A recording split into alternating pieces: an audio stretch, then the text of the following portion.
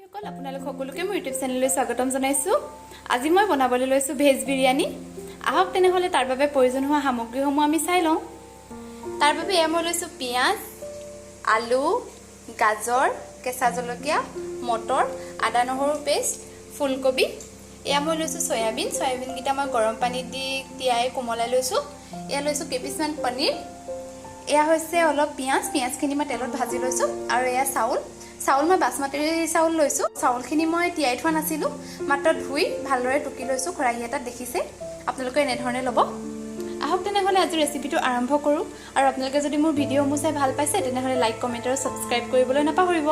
লগতে আগৰ ভিডিঅ'সমূহ যদি চোৱা নাই, এই ভিডিঅ'টোৰ ডেসক্ৰিপচন বক্সত গৈ তাৰ সকলো লিংক পাই যাব। চাব বুলি আশা ৰাখিলো।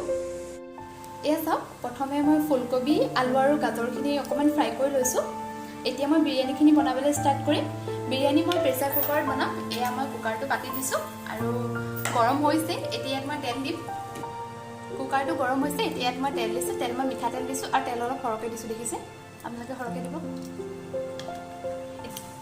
এতিয়া তেলখিনি গৰম হ'বলৈ দিছো আৰু তেলখিনি গৰম হওঁতে এতিয়া মই তাত দিম শুকান মছলা। চাওক, তেলখিনি গৰম হৈছে। এতিয়া মই দিছো ইয়াত ইলাচি 2টা, লং 3টা, 2টামান গোটা জালুক, অকণমান দালচেনি আৰু কেইটামান বগা গোটা জিৰা। গোটা মছলাখিনি দি এতিয়া মই দিছো পিঁয়াজ। পিঁয়াজটো কমাই ল'ব আৰু সাৱধানে পিঁয়াজখিনি দিব। পিঁয়াজখিনি দি ভালদৰে লৰাই দিব। অলপ ফ্ৰাই হৈছে। এতিয়া মই দিছো আদা নহৰু আৰু কেঁচা জলকীয়া। কেঁচা জলকীয়া মই এটা দিছো, আপোনালোকে যিমান জ্বলা খায় সেইটো অনুপাতে দিব। এতিয়া ইয়াত মই দিছো বিলাহীটো মই আগতে কাটি লোৱা নাই, এতিয়া এইমাত্ৰ কাটি লৈছো। আপোনালোকে মোৰ ভিডিঅ'টো সম্পূৰ্ণকৈ চাই থাকিব, কাৰণ মই মাজে মাজে এনেধৰণে কিছুমান ইনগ্ৰিডিয়েণ্টছ দি যাম, যিবোৰ মই আগতে নকওঁ। বিলাহীখিনি দি এতিয়া মই দিছো 1 চামুচ হালধি। এতিয়া দিছো অকণমান ধনিয়া পাউডাৰ দি এতিয়া মই দিম জিৰা পাউডাৰ অলপ দিছো, কাৰণ গোটা জিৰা দিছোৱে। এতিয়া দিম কাশ্মীৰী ৰেড চিলি পাউডাৰ। এইটো মই কালাৰৰ কাৰণে দিছো, আপোনালোকক মই আগৰ ভিডিঅ'সমূহতো কৈছো।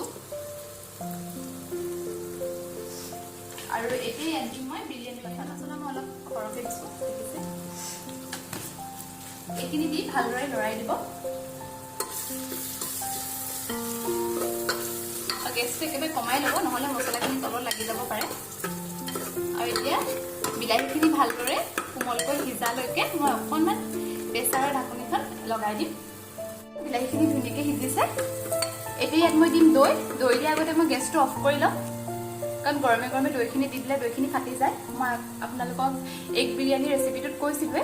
এতিয়া মই এইখিনি অকণমান ঠাণ্ডা হ'বলৈ দিছোঁ। চাওক, মছলাখিনি ঠাণ্ডা হৈ গৈছে। এতিয়া মই দিছোঁ দৈ মই 4 চামুচ দিছোঁ, কাৰণ মই বিলাহীও দিছোঁ। নহ'লে বিলাহী আৰু দৈ বেছি হৈ গ'লে টেঙা হৈ যাব পাৰে, সেইটো কাৰণে আপোনালোকেও 4 চামুচকৈ বেছি নিদিব।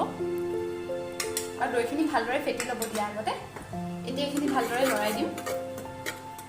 গেছটো মই এতিয়া অফে কৰি ৰাখিছোঁ, অন কৰাই নাই। দৈখিনি ভালকৈ মিক্স কৰিহে মই গেছটো অন কৰিম।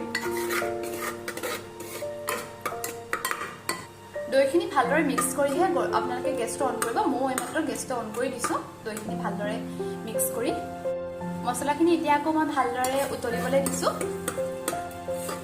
ভালদৰে উতলাই আহিলে তাত মই পনীৰ আৰু সয়াবিনখিনি লগতে চব্জিখিনি দি দিম, দি ভালকৈ লৰাই দিম। এতিয়া চাওক, ইয়াত মই সয়াবিনখিনি দি দিছোঁ। আপোনালোকে সয়াবিন বা পনীৰ যিকোনো এটাও দিব পাৰে। মই সয়াবিন আৰু পনীৰ দুটাই দি দিছোঁ। এতিয়া পনীৰখিনি দিছোঁ আৰু এতিয়া ইয়াত মই দিম চব্জিখিনি।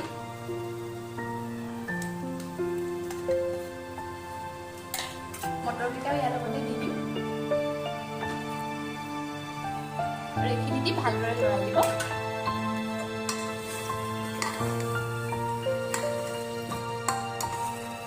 মছলাখিনি যাতে গোটেই চব্জিখিনি আৰু পনীৰ লগতে চবতে মিক্স হৈ যায়, চাব। চাওক, এই সকলোখিনি ভালদৰে মিক্স হৈ গৈছে আৰু ধুনীয়া গোন্ধ এটাও ওলাইছে। এতিয়া আমি ইয়াত পানী দিম আৰু পানীৰ পৰিমাণটো মই আপোনালোকক আগৰ ভিডিঅ'টোতো জনাইছোঁ, তথাপিতো মই এবাৰ কৈ দিম বাৰু। এয়া চাওক মই এইটো গিলাচৰে 2 গিলাচ চাউল দিছিলোঁ আৰু এতিয়া মই পানী দিম 2 গিলাচ আৰু আধা মানে যদি মই 1 গিলাচ চাউল দিওঁ তেনেহ'লে মই পানী দিব লাগিব 1 গিলাচ আৰু তাৰ 4/4 এভাগ যেহেতু মই 2 গিলাচ চাউল দিছোঁ এতিয়া মই ইয়াত দিম 2 গিলাচ পানী আৰু আধা এয়া চাওক এতিয়া ইয়াত মই দিছোঁ নিমখ আপোনালোকে সোৱাদ অনুসৰি দিব নিমখখিনি দিও ভালদৰে লৰাই দিব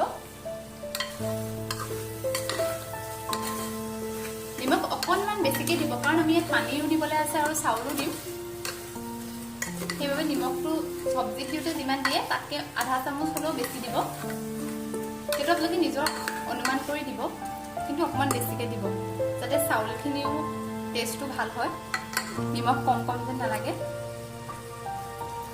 এয়া প্ৰথমতে ইয়াত মই 1 গিলাচ পানী দিছোঁ 1 গিলাচ পানী দি ভালদৰে এইখিনি লৰাম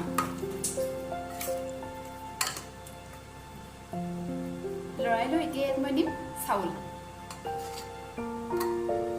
এতিয়া ইয়াত মই চাউল দিম চাউলখিনি হাতেৰে এনেকৈ ঘূৰাই দিব যাতে একেটা জেগাতে চাউলখিনি পৰি নাযায় আৰু চবফালে সিঁচৰিত হৈ থাকে এনেধৰণে দিব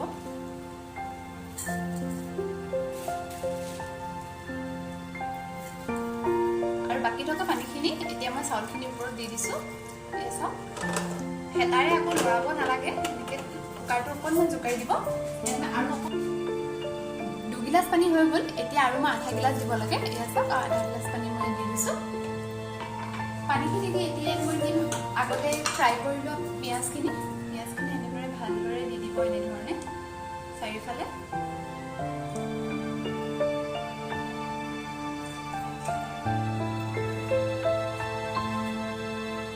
এই ওপৰত অকণমান নিমখ ছটিয়াই দিছোঁ আৰু অকণমান দিম গৰম মছলা আৰু বিৰিয়ানী মছলা প্ৰথমতে মই দিছোঁ গৰম মছলা এতিয়া ইয়াত দিম অলপ গৰম বিৰিয়ানী মছলা এতিয়া মই ইয়াত দিছোঁ এচামুচ গৰু ঘিউ আপোনালোকে দিব গৰু ঘিউ দিলে ইয়াৰ সুগন্ধটো বৰ ধুনীয়া হয় আৰু খাবলৈও ভাল হয় এতিয়া চাওক গোটেইখিনি দি হৈ গৈছে এতিয়া ইয়াত মই দিম সকলোখিনি দি আজৰি এতিয়া মই প্ৰেছাৰৰ মুখনিখন বন্ধ কৰিম আৰু হাই ফ্লেমত এটা চিটি অহালে অপেক্ষা কৰিম আৰু আপোনালোকে চিটিটো একেবাৰে নিজে ঠাণ্ডা হ'বলৈ দিব আপোনালোকে নিজে দাঙি নিদিব ঠাণ্ডা হোৱাৰ পিছতহে কুকাৰটো খুলিব অকল এয়া চাওক আমাৰ বিৰিয়ানী ৰেডি হৈ গৈছে মই এটা চিটি অহাৰ পিছত কুকাৰটো অফ কৰি দিলোঁ হাই ফ্লেমত এটা চিটি আহিবলৈ দিছিলোঁ আপোনালোকক মই কৈছোঁৱেই অফ কৰি এতিয়া মই একেবাৰে ঠাণ্ডা হ'লত মুখনিখন খুলিছোঁ এয়া চাওক আমাৰ বিৰিয়ানী একদম ধুনীয়াকৈ ৰেডি হৈ গৈছে আৰু দেখাতে ইমান ধুনীয়া লাগিছে নহয়নে আহক তেনেহ'লে আমি বিৰিয়ানীখিনি এয়া চাওক ভেজ বিৰিয়ানী ৰেডি হৈ গৈছে মই অতি সাধাৰণকৈ পৰিৱেশন কৰিছোঁ আপোনালোকে এনেধৰণে বনাই খাব বুলি আশা ৰাখিলোঁ যিসকলে খোৱা নাই আৰু কেনেকুৱা পালে মোক জনাব লগতে যদি মোৰ ভিডিঅ'সমূহ চাই ভাল পাইছে তেনেহ'লে লাইক কমেণ্ট আৰু ছাবস্ক্ৰাইব কৰিবলৈ নাপাহৰিব